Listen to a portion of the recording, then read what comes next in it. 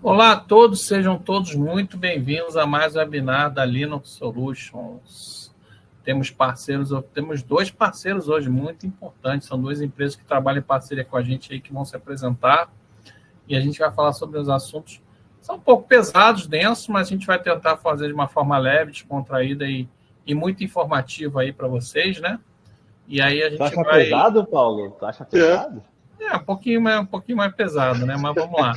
Ó, eu queria que vocês começassem a live aí, falando um pouquinho, botando no chat aí se o som e o áudio estão ok, tá?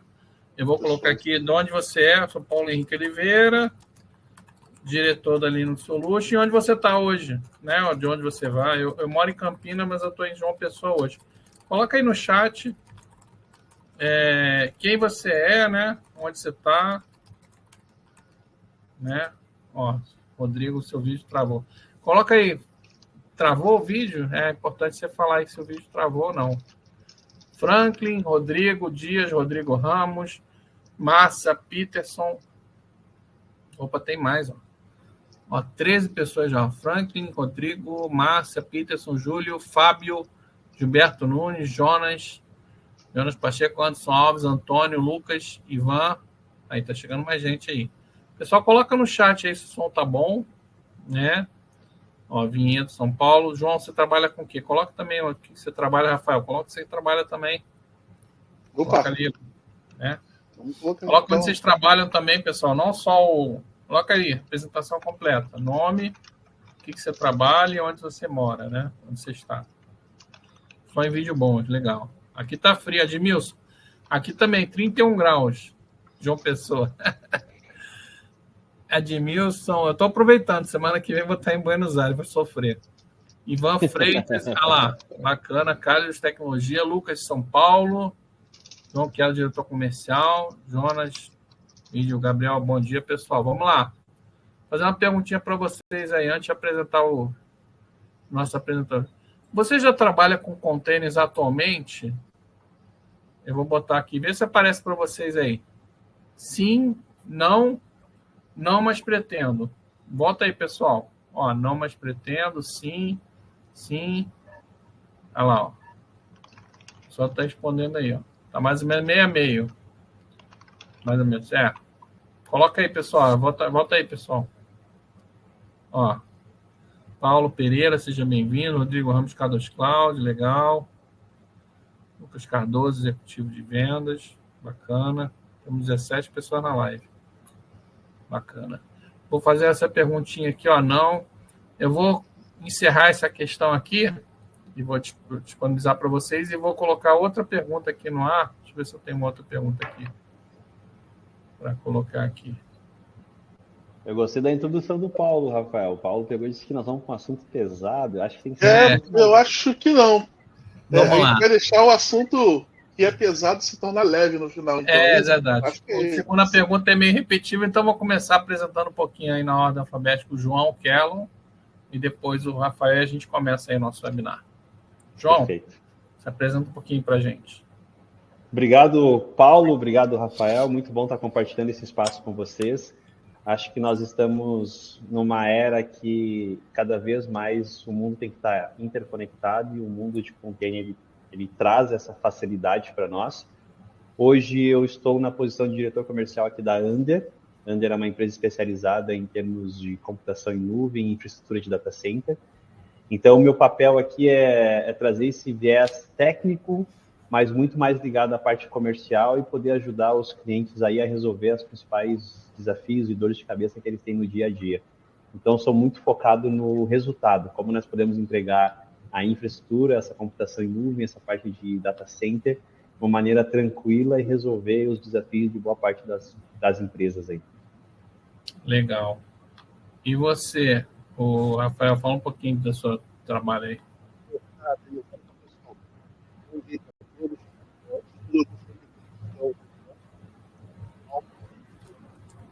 O áudio do Rafael está um pouco baixo para mim. Não sei se o pessoal está escutando bem, Rafael.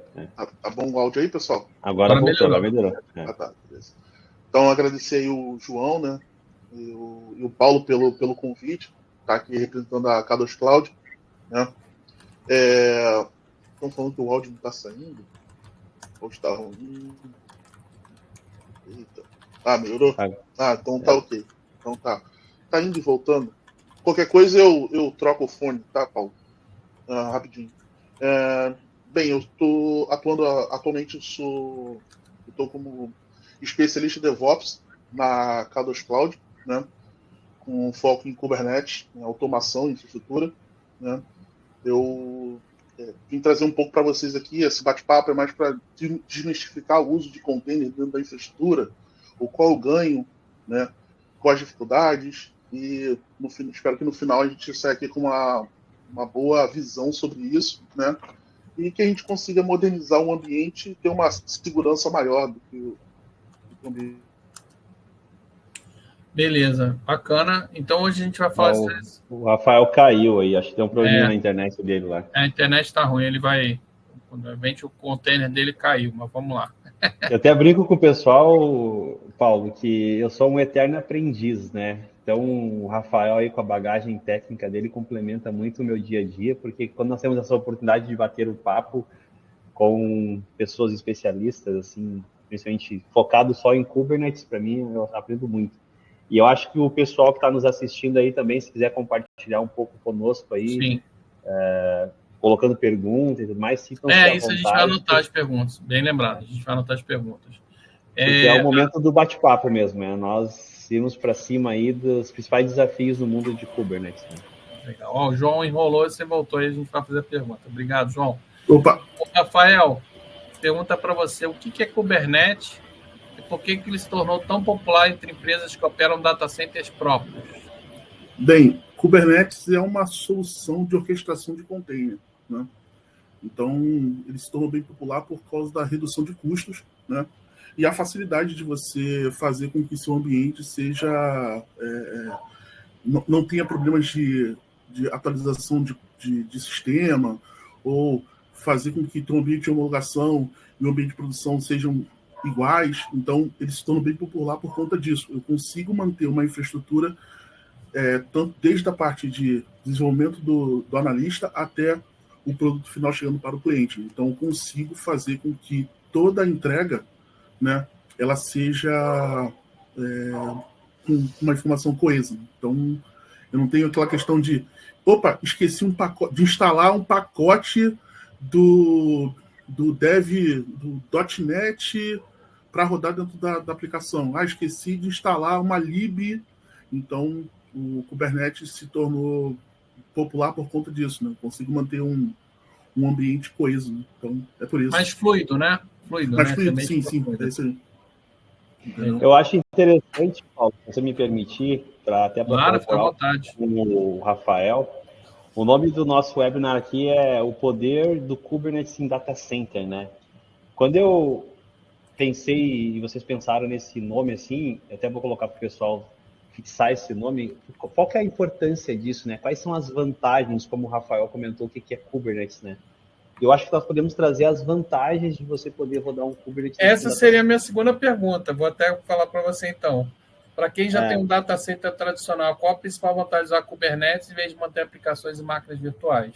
Essa seria a segunda. Eu até separei 3 tópicos aqui, daí depois o Rafael pode complementar. Primeiro, eu vejo que a eficiência operacional, ela automatiza a alocação de recursos e balanceamento de carga. Então, isso reduz bastante o desperdício da capacidade de hardware.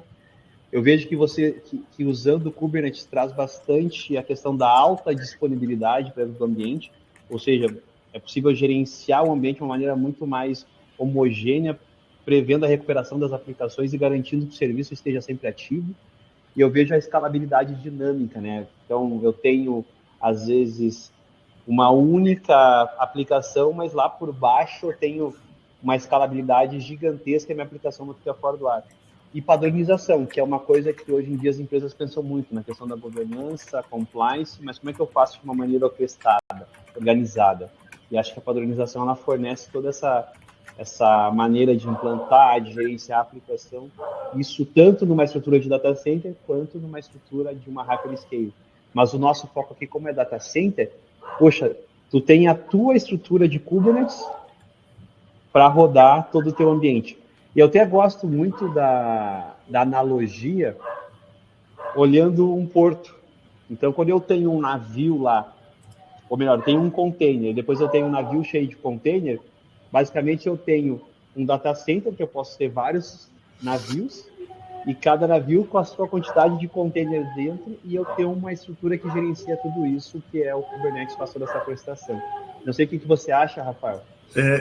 Completar agora exatamente isso. Tanto que o símbolo do Kubernetes é um navio, né, com vários containers em cima dele e um timão, né?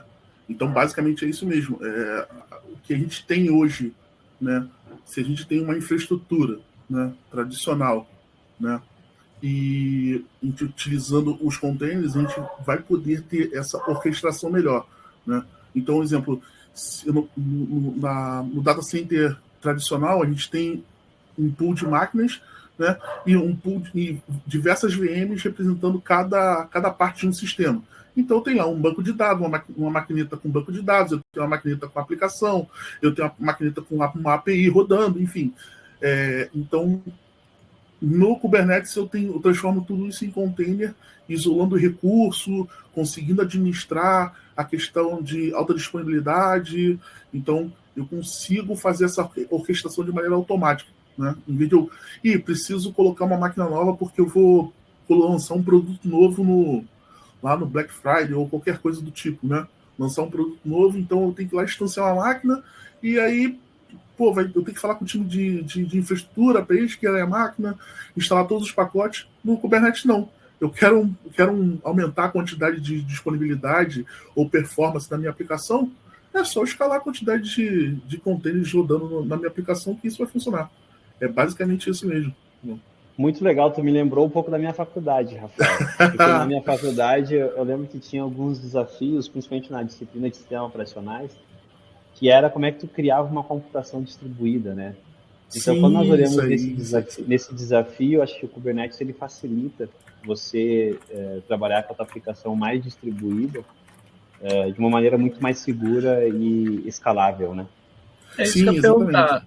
Sem querer cortar muito vocês, assim, se a empresa já investiu tanto em um monte de máquinas virtuais, vale a pena ela migrar para containers com Kubernetes?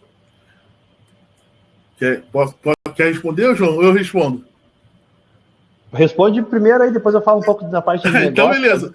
Assim, vale muito a pena porque, como a gente falou na primeira pergunta, né?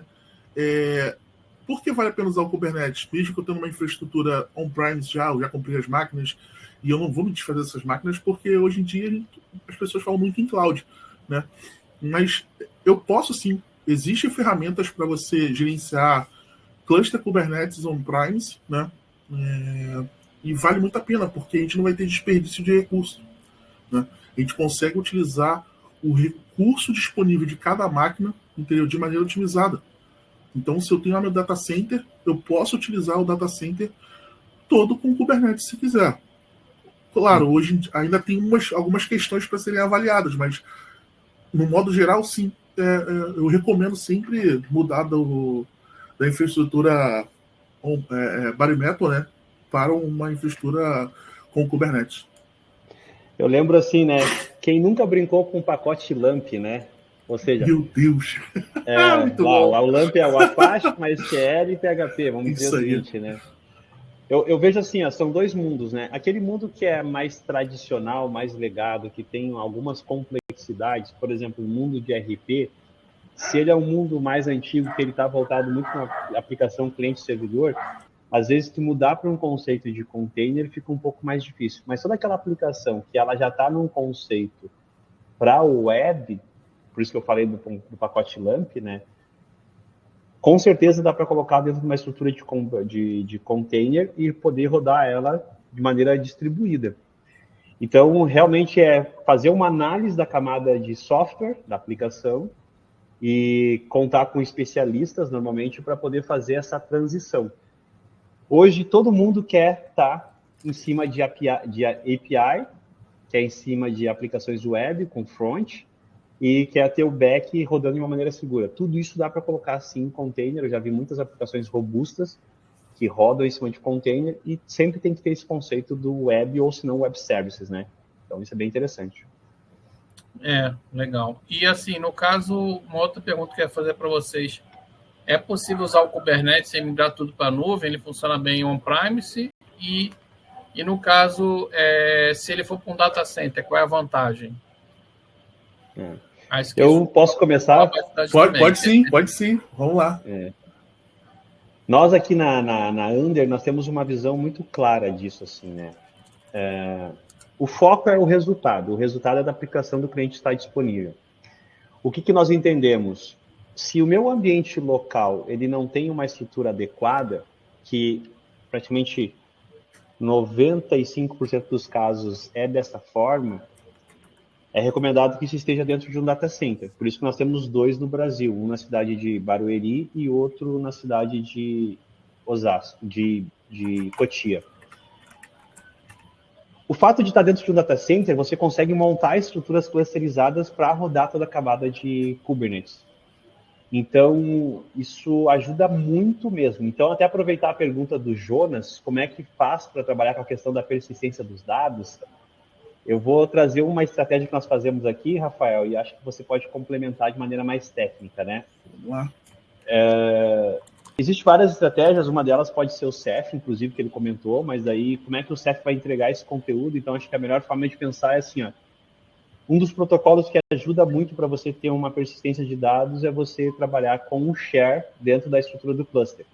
E esse share pode ser baseado em cima de um bloco, e esse bloco pode estar rodado em cima de um NAS, por exemplo, um protocolo NFS, que consegue resolver esse tipo de desafio. Então, o cluster, e tendo uma storage, consegue resolver esse desafio para trabalhar com a persistência dos dados. Então, por exemplo, se eu tenho um cluster no Data Center 1, um cluster no Data Center 2, e eu tenho a persistência dos dados nos 2 locais e a minha aplicação está clusterizada, eu posso sincronizar isso entre os data center e, ao mesmo tempo, eu posso fazer com que a minha persistência esteja local em cada data center. Então, isso ajuda muito. O que tu me diz, Rafael? A pergunta do Jonas fez para nós aí. Vamos lá. Em relação à persistência dos dados, né, pode usar o Ceph, não tem problema nenhum, né? Só precisa verificar se a versão do Ceph que você está utilizando é compatível com a versão do Kubernetes que você está utilizando, que isso também influencia bastante. Cada atualização do Kubernetes, você muda a forma dele gerenciar alguns recursos dentro do Kubernetes, né? Então, precisa verificar isso, né? Mas não é nenhuma dor de cabeça, tá? Não precisa migrar tudo para a nuvem, né? Como o próprio João comentou, né? Lá na Under, eles têm um data center, eles utilizam o Kubernetes e eles usam um bloco como para armazenar os dados persistentes, né? Então, não tem nenhum problema com relação a isso, né? Existe orquestradores de Kubernetes para soluções on-premise, né? Então, para gerenciar toda essa tua infraestrutura, eu posso fazer essa questão de ter dividir a sua infraestrutura em múltiplas zonas. Isso não vai dificultar a sua gerência, né? Então, isso pode fazer com que você tenha algum ganho de performance dentro do seu ambiente, né? O Jonas colocou ali que o NFS é o Ceph. Eu tenho tudo. Problema de performance. Pode ser a configuração, o tipo de leitura que você está fazendo, Jonas. Então, que isso também influencia. O Ceph está no meio... responder as perguntas mais no final.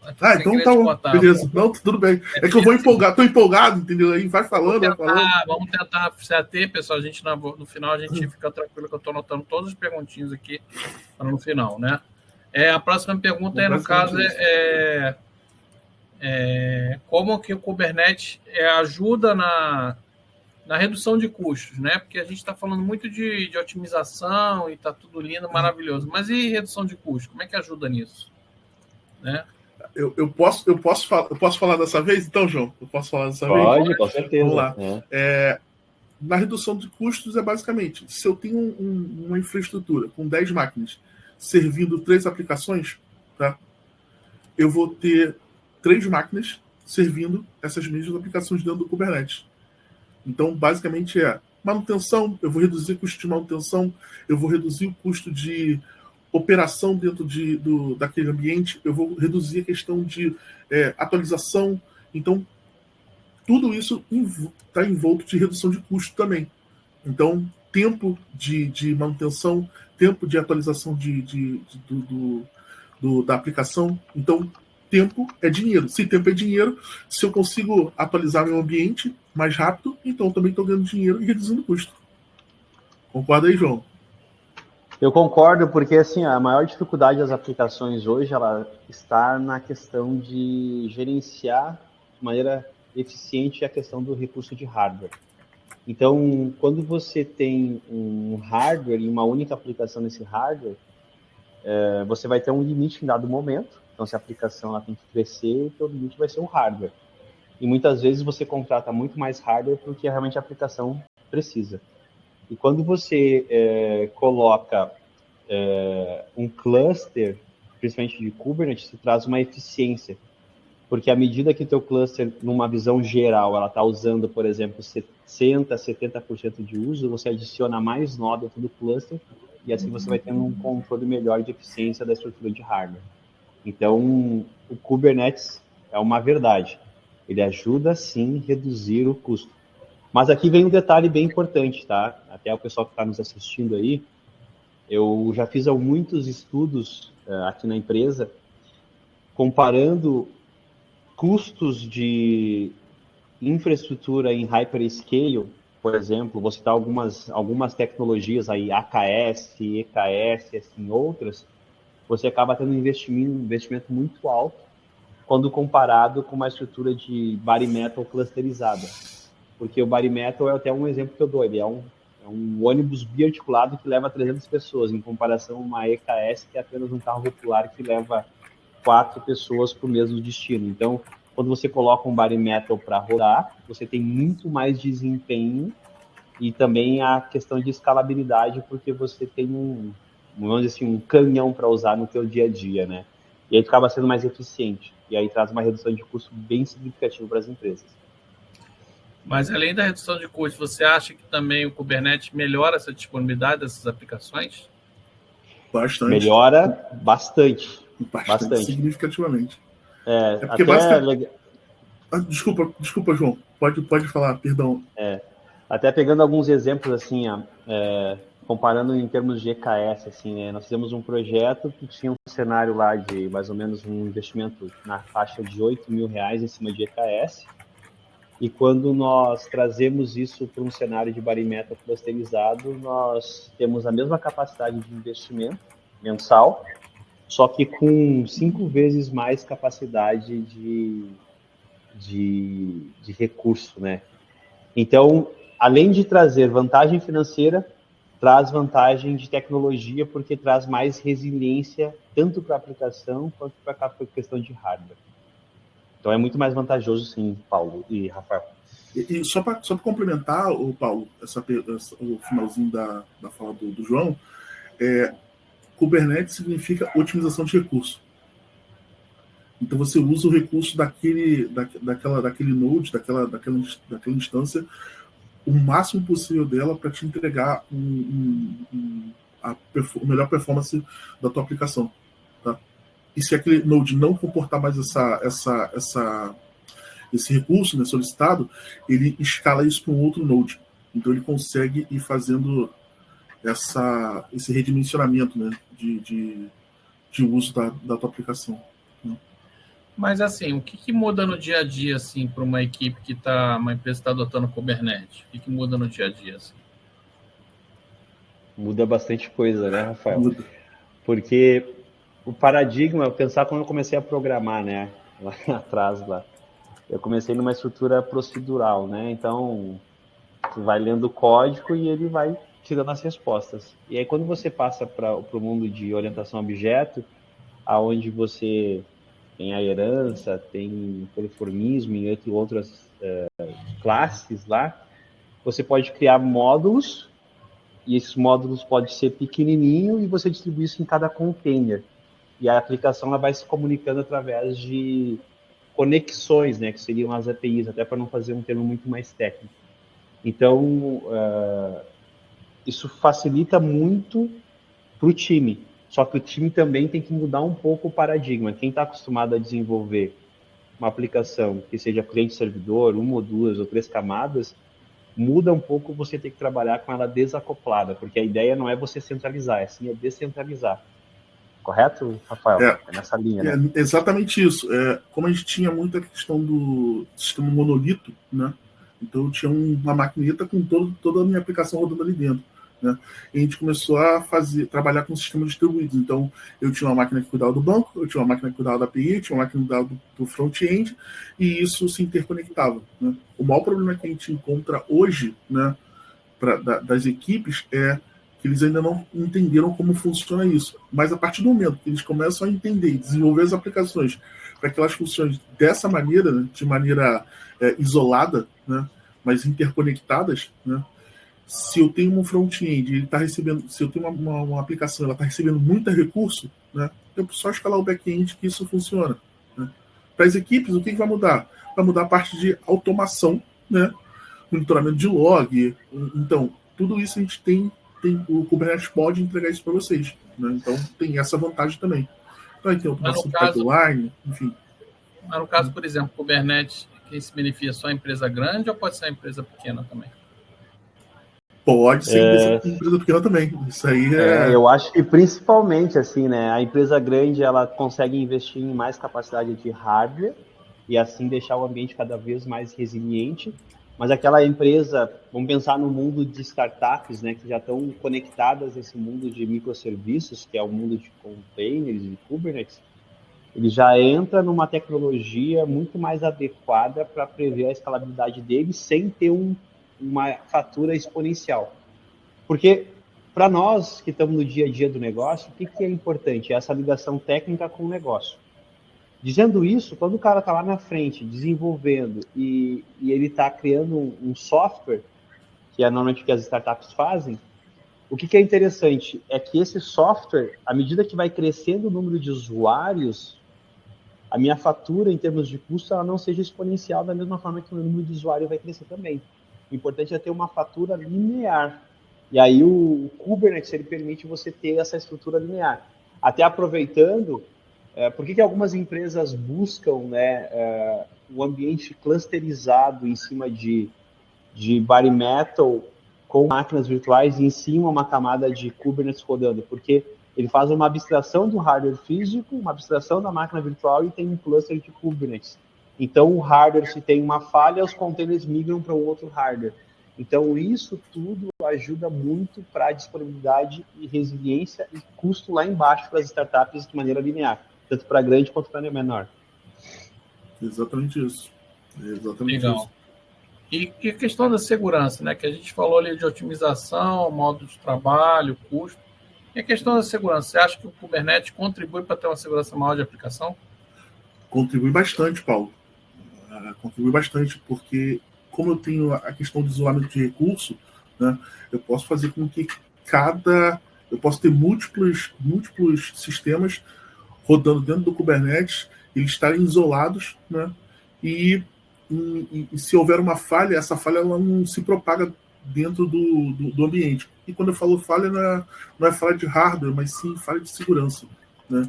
Um Kubernetes bem configurado, né, bem otimizado, você consegue entregar também essa parte de segurança e não deixar certas vulnerabilidades que um servidor bare metal poderia ter, né? Então tem essa questão também, né? Um dos princípios da segurança, não posso ser tão radical como o meu professor da faculdade era na cadeira de segurança. Ele pegava e dizia o seguinte: se você não quer ser hackeado, não deixa a tua informação digital, deixa ela sempre no meio físico. Desliga o computador, né? Desliga o computador. Né? Mas pensando no Kubernetes, né, e pensando nas ferramentas que existem hoje, o melhor conceito é o encapsulamento, né? Então, tu encapsula a parte da aplicação em pequenos fragmentos e elas se comunicam, e tu consegue ter o controle dessa comunicação. E aí tu entra no conceito, até dá para falar um pouco mais amplo, assim, não entrando na pauta, que seria o Zero Trust. Tu consegue ter um controle da entrada e saída do data center, e também tu consegue ter um controle da visão leste-oeste, ou seja, da visão lateral dentro da estrutura. E aí tu consegue criar camadas de proteção que deixam a tua aplicação muito mais segura. Por exemplo, se for invadida em algum momento, ela vai ser invadida só naquela parte que o atacante teve acesso, porque os demais ele vai ter um bloqueio para poder impedir isso. Inclusive tem várias aplicações que ajudam isso, né, Rafael? Sim, exatamente. Monitoramento e segurança, né? Sim, exatamente isso. Como eu consigo, como os sistemas são todos isolados, né? Como a gente tem isolamento de recurso, e aí eu vou até um pouco mais além, porque além de ser isolamento de recurso de processador, memória, disco e network, então eu tenho uma segurança maior.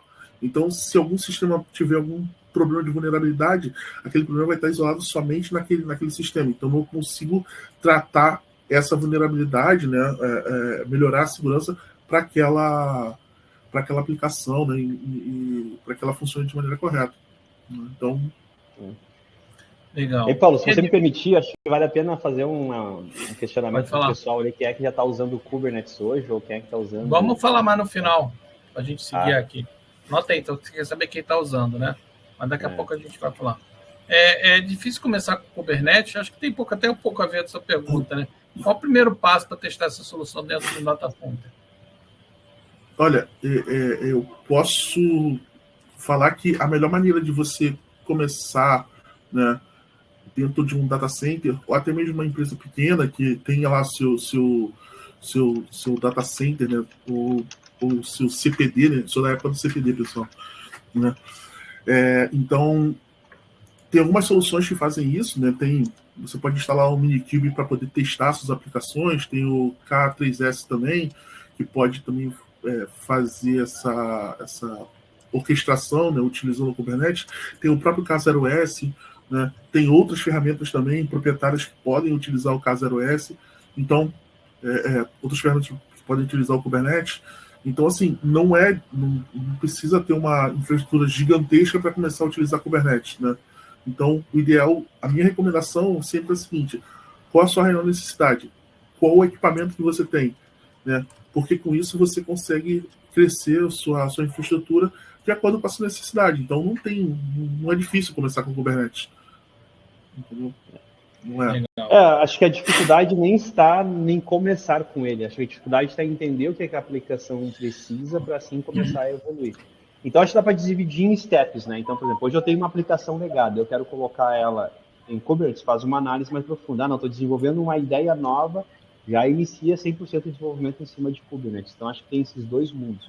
Olhar para o que já tem em produção, cria um ambiente de teste, e a partir daí começa a utilizar. Eu vou colocar uma aplicação do zero. Coloca um ambiente já de Kubernetes.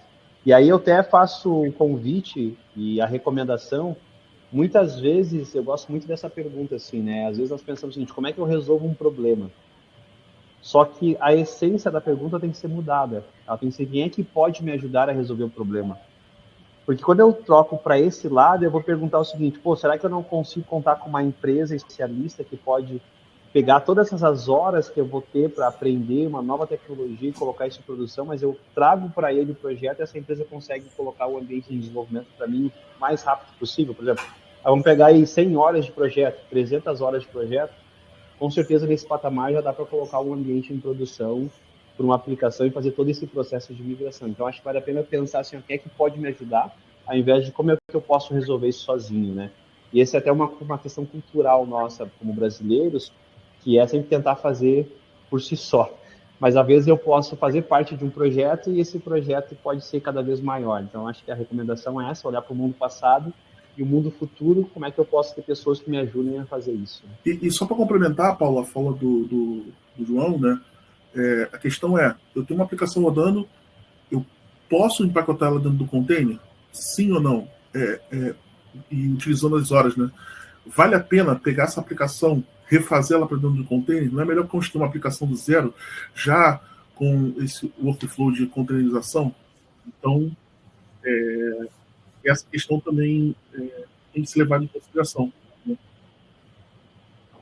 E qual que é o impacto, por exemplo, você ter profissionais certificados num projeto? Você precisa ter um profissional certificado para um projeto de Kubernetes ou você não precisa? Isso é uma questão que as pessoas até levantam hoje, né? Porque a questão de você ter um profissional certificado e um profissional não certificado, o certificado é um papel, tá? Só garante que ele passou na prova, né? Mas eu conheço alguns profissionais que não são certificados, eu sou certificado CKA, né? Então, existem profissionais que não têm certificação de Kubernetes, mas eles são muito bons. Qual a diferença de um certificado, de uma pessoa certificada ou não? É nível de conhecimento, né? Eu considero isso como nível de conhecimento, porque a prova do Kubernetes não é uma prova simplista, não é uma prova que você pode decorar com dump, é totalmente prática, então você tem que saber o que você está fazendo, né? Então, se você tiver uma pessoa certificada dentro da sua empresa, você consegue otimizar tempo, né, resolução de problemas, e você consegue entregar um produto com uma melhor estrutura, né? Não que o que não tem certificado não possa fazer, mas se for comparar, sim, eu recomendo ter uma pessoa certificada dentro da empresa, ou que pegue essa pessoa que está trabalhando com Kubernetes e certifique ela, né? Eu posso até colocar uma pimentinha aqui nesse nosso bate-papo agora. A pimenta é o seguinte, nós temos que olhar para uma tríade. A primeira é a disciplina, a segunda é a dedicação e a segunda é o resultado, a entrega, né? Se nós olharmos por este lado e pensando na necessidade de ter certificação, quando a pessoa estuda, ou quando nós estudamos de uma maneira focada, direcionada, isso ajuda muito para atender esses 3 pilares aqui. Então, por exemplo, quando nós vamos no médico, nós confiamos que está lá no nosso lado, lá, né? Nos entrevistando para poder ter um diagnóstico, mas ele vai pedir para ter um exame lá para poder fazer um diagnóstico daquele problema.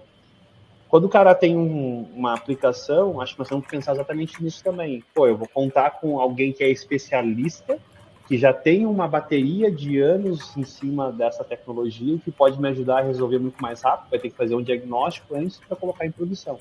Então, sim, faz todo sentido ter uma pessoa certificada, mas essa pessoa também tem que ter a entrega, porque às vezes eu posso ter uma certificação e não ter a entrega. Então, acho que tem que ter esse entendimento. Então, é sempre interessante olhar pela prova do que a empresa ou a pessoa fez e sempre buscar esse know-how, o que tem de entrega por parte da pessoa. Legal. Agora, terminaram as minhas perguntas, eu vou passar para as perguntas da plateia ali. Rodrigo, que é da equipe da K2 Cloud, queria agradecer, já respondeu algumas, mas mesmo assim a gente vai perguntar de novo, tá? Que tem que seguir o script. O John, eu acho que é uma pergunta um pouco mais técnica, Rafael. O Jonas falou que o NFS ou CEFs tem tido problemas de performance. Talvez seja alguma configuração. Pode ser alguma configuração, Paulo. Pode ser alguma configuração, pode ser alguma versão do CEF que ele está utilizando. Então, teria que verificar qual a versão do Kubernetes que ele está utilizando no momento, né? Verificar qual a versão do CEF, ele já colocou aqui no chat, né? Então, Tá com problema de performance, vem para Under, né? Que resolve, né, João? Com certeza, é uma sugestão. Até complementando um pouco, Rafael, o que você disse, uma das coisas que é muito difícil, às vezes, o cara medir no storage, mas que às vezes pode afetar a questão do desempenho, é o tal do MTU lá, né? Então, às vezes, tu cria uma estrutura de rede, com uma rede, às vezes, giga, às vezes até uma Fiber Channel lá de 8 GB ou 16 GB, mas tu esquece de setar, por exemplo, o MTU para 9.000, por exemplo, a performance do storage não vai ser satisfatória. Então, tem sim que dar uma olhada nesse Jumper Frame aí para ver se é necessário setar para um 9.000 e assim poder testar. Até, Jonas, tem como você pegar a rede do storage e fazer um ping direcionado com o Jumper Frame lá. Isso ajuda muito, tá? E outro item também que tem que verificar, Paulo, é a questão do IOPS de disco, a própria rede. Então, tudo isso, o CEF é um sistema muito robusto, né? Ele é um storage local muito bom, né? Eu não vejo outro pode haver melhor do que eles, mas ele é muito bom. Então, só verificar esses itens. Nessa linha, o Jonas perguntou como os data centers têm feito a persistência dos dados. Estou usando o CEF 19.2. Eu até comentei lá no início, né? Acho que o melhor caminho é a questão do block storage. E tu ter um cluster para ter os dados das máquinas virtuais, para rodar elas, e para que seja persistente dentro do cluster, o block storage consegue resolver isso de maneira direta, e é tudo aquele conteúdo estático você colocar numa área de object storage. Tanto que aqui na empresa nós fizemos um produto agora em cima de object storage que consegue atender muito essa demanda aí dessa aplicação desacoplada. Block storage vai atender o share, o que é object storage que é conteúdo estático, roda 100% do object storage, e as aplicações se conversam de uma maneira tudo por HTTP, RESTful lá, funciona 100%. Legal. Na outra pergunta do Paulo tinha a ver, né? Como é que a empresa entende qual é o momento ideal para migrar para o ambiente Kubernetes, né? A gente acabou respondendo um pouquinho aí, mas se quiser complementar, fica à vontade. Assim, no meu ponto de vista, o momento ideal para a empresa migrar é quando ela tiver uma certa maturidade, né? A equipe que está desenvolvendo o sistema, né, que está desenvolvendo a aplicação, ela entende como funciona a questão de container, ela tem essa cultura de fazer o sistema desacoplado, né? Se ainda ela não entende isso, fica muito difícil dela começar a engatinhar, caminhar para o mundo de Kubernetes. Então, quando a empresa começa a entender, a equipe começa a entender essa cultura, né, aí ela começa já a pensar o seguinte, pô, vou colocar aqui um Minikube aqui para testar essa aplicação, depois eu vou contratar aqui a Under para poder colocar o meu cluster Kubernetes rodando. Então, aos poucos, ela consegue, depois que a equipe tiver toda a equipe entender o que está acontecendo, né, e entender que ela consegue gerenciar, né, containers, enfim, dividir as aplicações dessa forma, é um bom momento. Legal. Uma outra pergunta aqui do Admilson, uma dúvida segundo o ponto de vista de vocês, por que a maioria das empresas buscam bare metal para virtualizar VMs em vez de rodar em Kubernetes, já que a plataforma tem vantagem que sobressai em relação ao cloud? Cultura. Eu posso falar que é cultura, porque muitas das vezes o controle, né, de ter a orquestração das máquinas, né, então, para adotar essa cultura de Kubernetes, muda muito a cultura, né? E uma das maiores dificuldades que nós temos é mudar a cultura. Então, as empresas estão muito acostumadas com a TI tradicional, né? Então, eu tenho uma VM, eu tenho Snapshot, tenho backup, e o Kubernetes quebra essa lógica toda, né? Eu acho que também entra um pouco no aspecto da certificação, né? Também, né? Que é a questão, o que eu preciso de time com conhecimento para poder fazer isso, né? E aí tu tem uma aplicação que tem já uma certa maturidade e tem um faturamento expressivo e você precisa migrar para uma estrutura, essa aplicação não pode parar de faturar. Então, como é que eu faço de uma maneira transparente para o usuário? O usuário só quer que o ambiente esteja funcionando, tanto o interno quanto o externo, né? Então, eu preciso ter um pensamento mais nessa linha, assim. Conhecimento, cultura e também modernização das equipes, a adoção de nova tecnologia, né? Sim. A modernização das equipes fazem isso. O David falou, atualmente já trabalho com Kubernetes, nos workloads que trabalho estimação DevOps com pipeline CI/CD funcionando. Minha pergunta é, vocês entendem que o Kubernetes faz sentido para quem não usa o workflow DevOps? Olha, para começar, sim, de início, sim, faz total sentido. Eu já vi algumas empresas utilizando o Kubernetes há pelo menos uns 6 meses e não tem um workflow de pipeline, né? Ele acessa lá a maquineta, ela tem os YAMLs dela, tem a configuração toda, e ela acessa a máquina e aplica lá a atualização de maneira manual. Não tem nenhum problema. Qual é o problema disso? Esforço, né? Você, sem automação, entendeu? Ele só vira um gerenciador de container completo, só isso, né? Quando você entrega a automação, entendeu? Você consegue ter um ecossistema de pipeline, entendeu? Um deploy contínuo, rollback automatizado. Então, vale como base. O mais ideal é que ele vai evoluindo, né, conforme o processo de DevOps vai entrando dentro das equipes, né? Então, eu gosto muito desse exemplo, assim, eu vou dirigir um carro e esse carro é turbinado e eu não uso turbo, por exemplo, que seria a questão do pipeline, eu estou deixando uma funcionalidade parada. Então, se eu tenho um carro e eu tenho turbo, cara, eu preciso usar o melhor dele. Então, rodar o workflow com os pipelines ajuda muito exatamente por esse ponto que você comentou. E acho que um grande diferencial é a pipeline, é o deploy automatizado e esse deploy contínuo e o zero downtime na aplicação, né? Que o pipeline traz isso. Então, a automação para qualquer tipo de empresa ela é fundamental. Então, o pipeline faz sim. Pode começar no início sem, mas o quanto antes colocar um time para automatizar e deixar isso funcionando é melhor.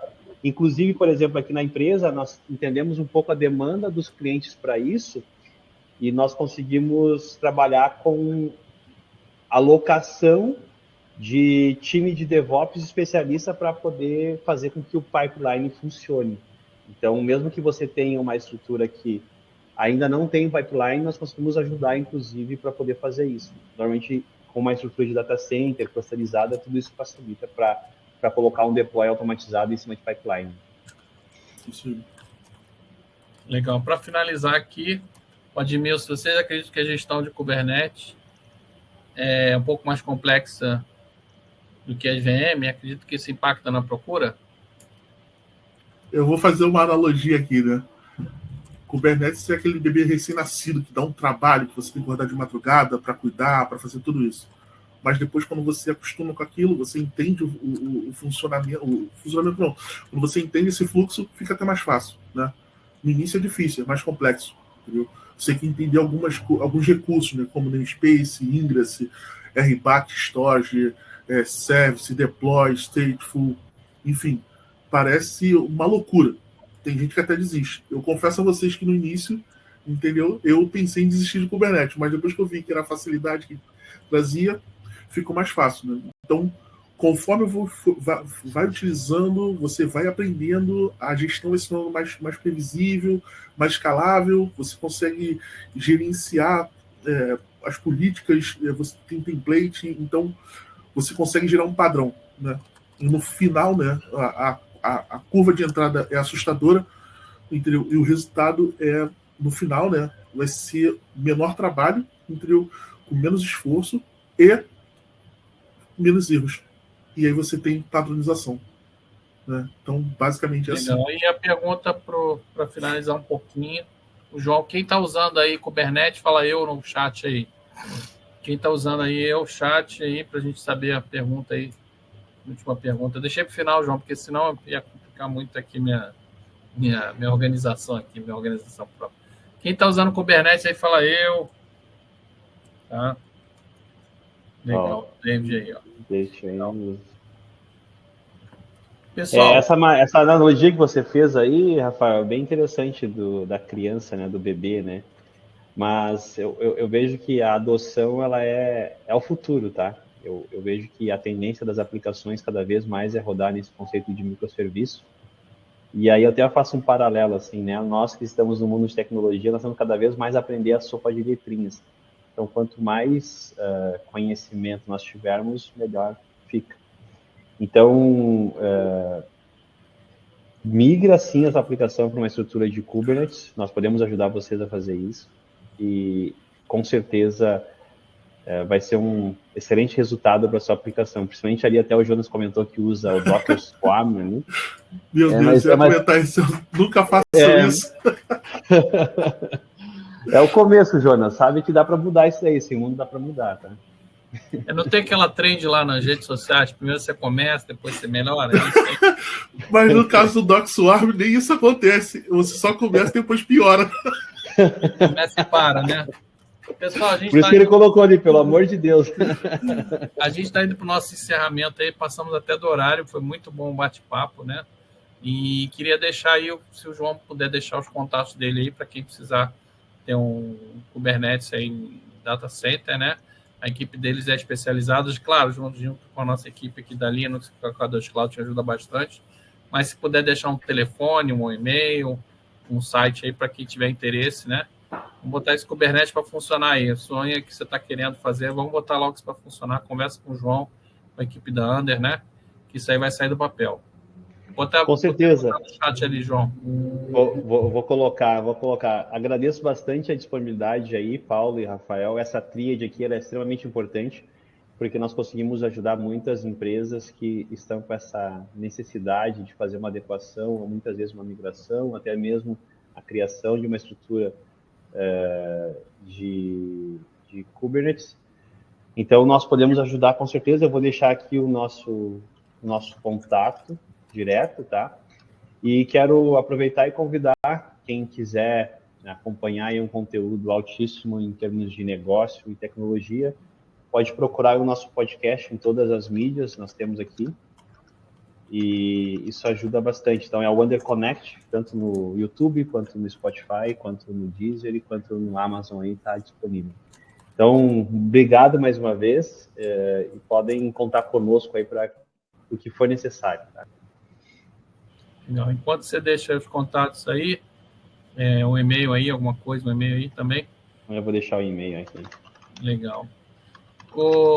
Se pudesse falar finalmente aí, Rafael, por que uma pessoa precisa implementar Kubernetes, investir em Kubernetes para a gente finalizar? Mas vou falar isso em poucas palavras. Não ficar preocupado como a sua aplicação vai ser reestabelecida em algum momento de falha. Né? Basicamente é isso. Dormir tranquilo. Dormir tranquilo. Como eu falo, eu gosto de praia quinta-feira, entendeu? Então eu posso ir à praia às quintas-feiras. É basicamente isso. Entendeu? No meio da semana, o trabalho está rolando, eu vou à praia. Legal. Bacana. Então, ainda não cheguei lá, não vou usar mais Kubernetes, então, tá bom? Vamos lá, estou aqui para ajudar. Obrigado, João, pela participação. Obrigado, Rafael. Pessoal, o Rafael foi o primeiro webinar dele, foi super bem sucedido. Parabéns, Rafael, pareceu um veterano aí. Foi um sucesso total. Obrigado, João, pela parceria de sempre. Tá, pessoal? A gente se vê no próximo webinar da Linux Solutions. Nós vamos enviar e-mail com toda essa gravação aí, mais contatos aí, a gente vai se falando por e-mail, tá bom? Grande abraço. Ótima semana. Fiquem com Deus. Tchau, tchau. Um abraço. Tchau, tchau.